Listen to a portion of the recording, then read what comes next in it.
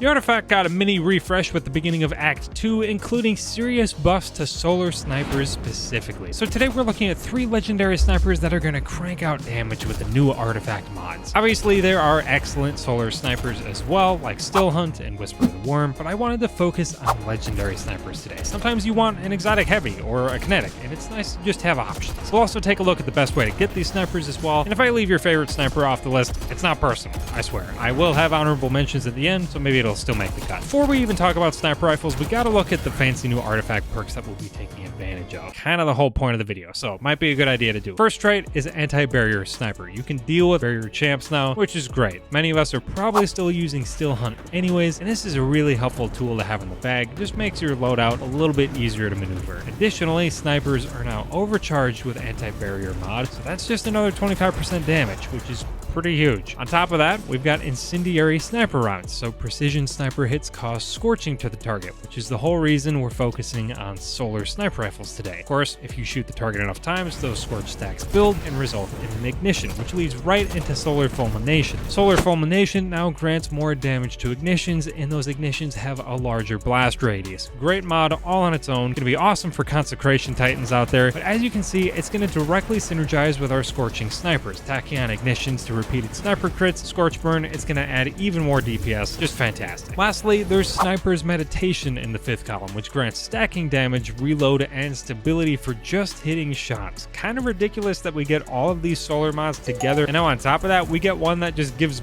bonus damage for landing shots. It just couldn't be easier. So now we have solar scorching and ignitions contributing to damage, as well as Sniper's Meditation, which just is another flat damage buff. So with that context and those artifact mods in mind, let's talk about these snipers. First sniper we're talking about is Uzume, the Amalon Nightfall reward, which can also be earned as an adept weapon. You can earn it from Grandmasters, regular Nightfalls when it's in rotation, or even focusing Vanguard engrams if you've at least earned it from collections. Adaptive sniper rifles are not typically a strong archetype for damage, but I did want to talk about Uzume because it has some interesting possibilities in terms of its perks. Before we even talk about the perks, it's worth mentioning that the penalty for adept mods has been removed as well, so that's a small bonus for this Nightfall weapon. It's a great change, it's been long overdue, really excited for it. This also makes it a little more palatable to pick something like Adept Mag on an Adept drop with Uzume. As I understand it, your mag size is generated by a sort of ammo stat pool that perks like the base stats of the weapon, backup mag, and mag options like appended mag will contribute to. Certain modifications add more or less mag size than others, so as you can see here, tactical mag contributes less ammo count than appended mag does. With backup mag and appended, we can reach 7 shots in a magazine, while tactical and backup mag only generate 6 shots in the mag. You can also see if I have tactical mag and adept mag, then we'll get 7 shots because adept counts for a little bit more, which is proven out by Light GG here. As you can see, each mod contributes varying amounts of mag size. Kind of weird, but it makes a little more sense when you get to compare and test things. Being able to have tactical mag equipped for the small stat buffs instead of appended mag is kind of nice. Little extra stability and anti-flinch and slightly faster reload speed isn't nothing. It's not a huge deal, but it's a nice bonus, and if you grind it out an adept weapon, it's nice to have a little bit of a stat bonus to kind of make that more worth it. Now the reason I'm focusing so much on mag size here is because of Uzume's perks directly. First off, you've got 4th times the charm, so every 4 precision hits will regenerate 2 rounds to the mag. Pretty iconic perk at this point. It's simple but very powerful depending on the weapon, and with a starting mag of 7 on a sniper that's typically 4 at base,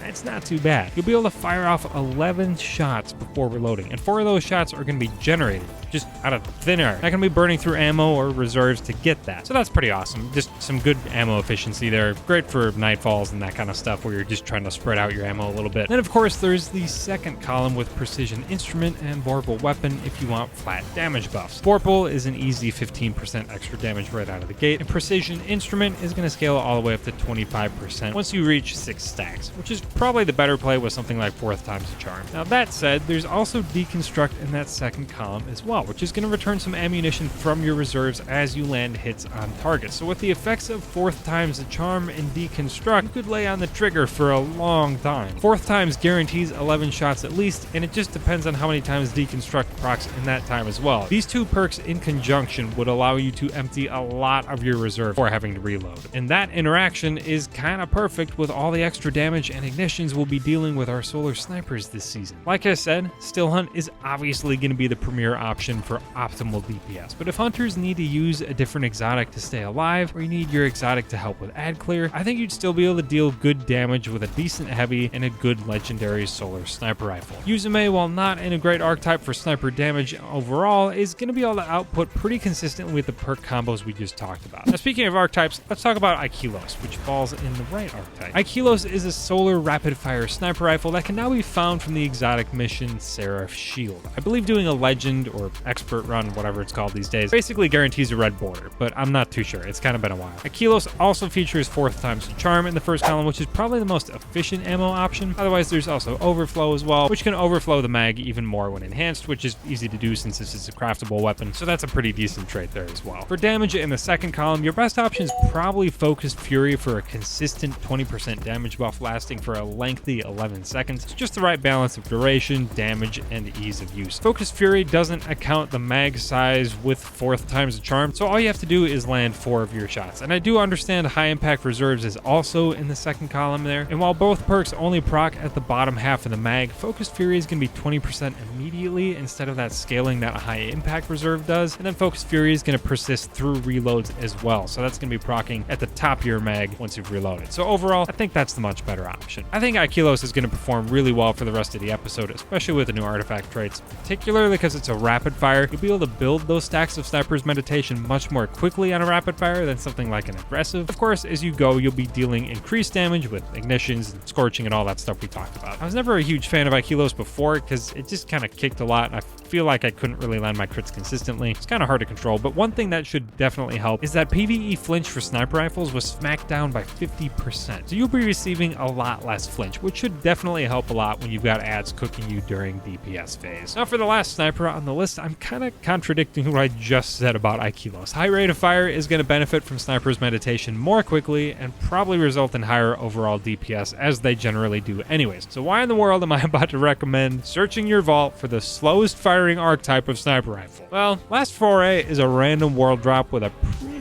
rare perk for snipers, Cascade Point. It's just not on a lot of snipers. Cascade Point is going to crank your rate of fire to 11 after landing multiple crits with another weapon. On its own, probably not worth using on an aggressive sniper where mag size is a significant issue. Typically, we're talking like 3, maybe 4 shots. The Last Foray can also roll Envious Assassin in the first column, which makes perfect sense. Massively overload the magazine using other weapons in your loadout, then roll right into Cascade Point because you're already using your other weapons to fill Envious Assassin, and then just unload a whole bunch of shots at once. This sniper has been in my vault. I got this roll since Season of the Deep last summer because it just seems so perfect, but I've never had an excuse to use it. Now I finally might. My terrible meta hoarding practices might have actually just been rewarded. We'll see. I'm excited to try it out, but I just love the idea of a boosted magazine, like 9 or 10 shots, then just unloading it all on a boss super quickly with Cascade Point. Super fun interaction. Unfortunately, this is a random world drop, so it's going to be a little harder to come by, but if any Last Forays drop into your inventory, at least give it a look before you dismantle. So now that we've looked at the big 3 on the list, I did want to make some honorable mentions just to remind you in case you have some of these other sniper rifles just kind of hiding away in your vault and you needed some good options without grinding for new guns. First one is Twilight Oath, comes from the Dreaming City in the Blind Well, which is brain dead easy in 2024. It's a rapid fire sniper, so it could potentially hold its own with the right trait combos. It's got Envious and Precision Instrument as well as Vorpal in that second column, so there are definitely viable options there for damage. Only reasons I didn't include it is because it's not craftable, which is not very much fun, and it's from the Blind Well. I don't know who wants to be playing that in 2024. I sure don't. Second honorable mention is Luna Regalith from the Vanguard. It's an aggressive frame with options like Clown Cartridge and Cascade Point in the second column, one of 3 sniper rifles that actually has it. It's also got Firing Line and Precision Instrument in the second column. It's just not my favorite option because, again, it's an aggressive frame. I don't think Clown Cartridge is quite as compelling as an option as Envious Assassin combined with Cascade Point, and there are so many traits on this thing. It's going to be really difficult to get the trait combos you're looking for. I love having options, but this thing has so many traits, it's ridiculous. You're gonna have to reset with Zavala like 5 times just so you can get a number of perks on this weapon on any drop, just so you can get the perks that you want. It's crazy. But if you do manage to get a good roll that you like, certainly worth keeping tabs on. That's all the snipers I'm gonna cover today. Got some really good solar options to choose from. There's actually quite a few out there, particularly the rapid fire snipers. And of course, Still Hunt is gonna be even more ridiculous. Whisper is gonna be right up there too. So if you have those and you don't have the legendaries, just enjoy those. Keep using those. I just wanted to present some options. I hope you found this video helpful. If you enjoyed it, definitely leave a like, as that helps me out a lot, and subscribe for more videos like this. You can also catch me over on Discord, on Twitch occasionally, and over here on YouTube. I still see almost all of your comments, so feel free to say hey.